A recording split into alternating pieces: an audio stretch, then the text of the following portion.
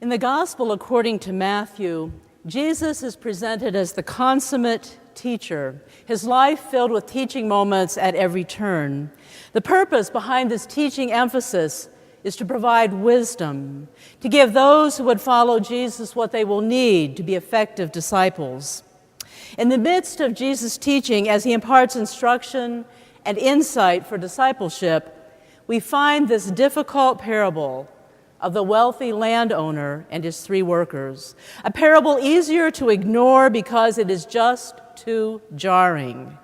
It challenges and complicates our usual impressions of God, of Jesus, of the new way of being the Spirit is ushering into the world.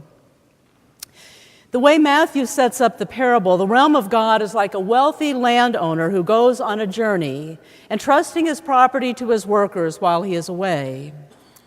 Knowing something of their abilities, the landowner gives to each worker what he thinks each one will be able to manage well.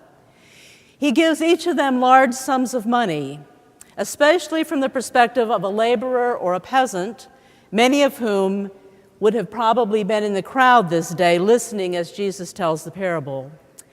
In the NRSV version, a translation we did not read this morning, the sums of money given are measured in talents, a silver coinage of the day. Some equate a talent to a laborer's wages for more than 15 years. With this interpretation, the first worker of the wealthy landowner is entrusted with the equivalent of wages for 75 years for the average laborer. The second worker is given money equal to 30 years of wages for laborers. The third receives what would be a laborer's pay for over 15 years. Now, whatever the exact amount, which we do not know, the point that many scholars emphasize is that each of the wealthy man's workers, even the one receiving the smallest portion, is entrusted with a lot of money.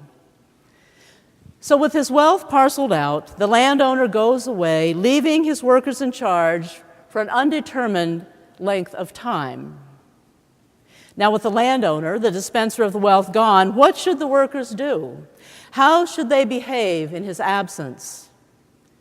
The test has been set up here. While the man is away, how will the workers fare? How will they manage what has been entrusted to them? When the rich man returns, what can he expect to find? What will be awaiting him? Eventually, the rich man does return. The accounting begins, starting with the one to whom the most has been entrusted. The first worker, having engaged in some risky trading and investment, and having the investment paid off very well, has increased what was given to him twofold. So now there is 150 years' worth of wages to present to the boss. The wealthy boss's voice rings out, "Well done! You are a good and faithful worker. Since you were dependable in a smaller matter, I will put you in charge of larger affairs. Come, share in my abundance."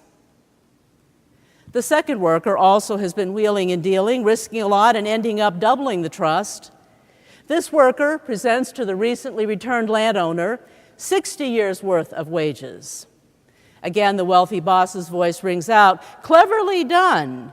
You too are a good and faithful worker. Since you were dependable in smaller matters, I will put you in charge of larger affairs. Come, share my abundance."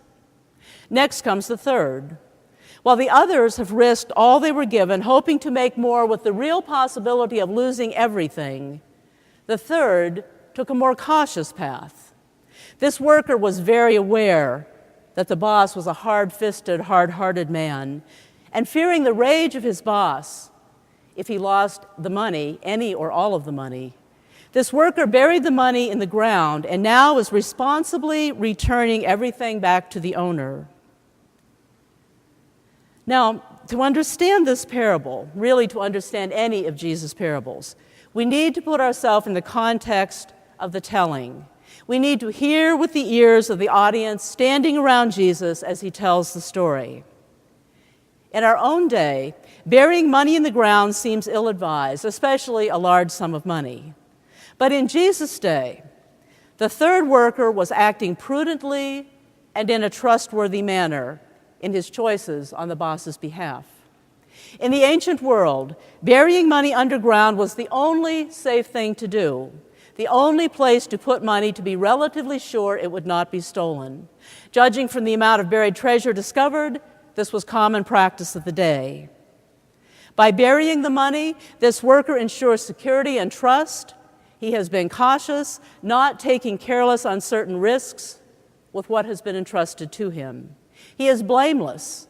The buried money is most likely going to be safe, but even if it is stolen, this worker, following the conventions of the day, no longer has responsibility for possible loss.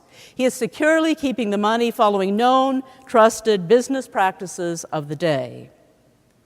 Everyone listening to Jesus tell this parable on that day knows this. They understand ruthless, hard-hearted bosses. In the minds of the audience is an image of an absentee landlord who bleeds the city dry, seeking only personal gain. If they know what happens if a worker risks the boss's money on some trading deal and loses all or even some of it. The third worker in the story is expecting the boss to deem his behavior responsible, even to commend him for his caution, for his honesty, for being sure the money entrusted to him remains safe and secure. Those listening to Jesus expect the same thing. The wealthy landowner has lost nothing. He should have no claim on this worker. There should be no complaint. The third worker has done what was required. The audience understands this. They are on the side of this worker, identifying solidly with him. The landowner's hardness and the worker's fear of his boss generates audience sympathy for the third worker. They are drawn to this man and to his plight. They expect the worker to be congratulated, to be praised, perhaps even to be rewarded for his honest, trustworthy management style. The audience is standing with him solidly on his side, waiting for Jesus to tell them what the reward will be. That's what they're expecting to hear next as the storylines unfold.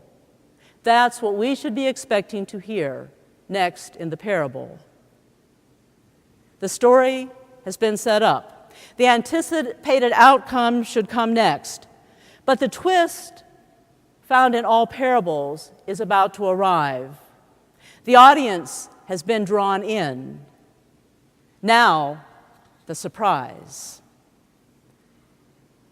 This third worker reports to his boss his cautious approach while the boss is away, then tries to return the money to the man. As he waits to receive the boss's praise, the wealthy landowner's voice rings out, "You worthless, lazy lout! You at least could have gained me some interest on my money. You there, take the money away from this bum and give it to the one who has the most. Throw this worthless one out into the darkness where there is wailing and grinding of teeth."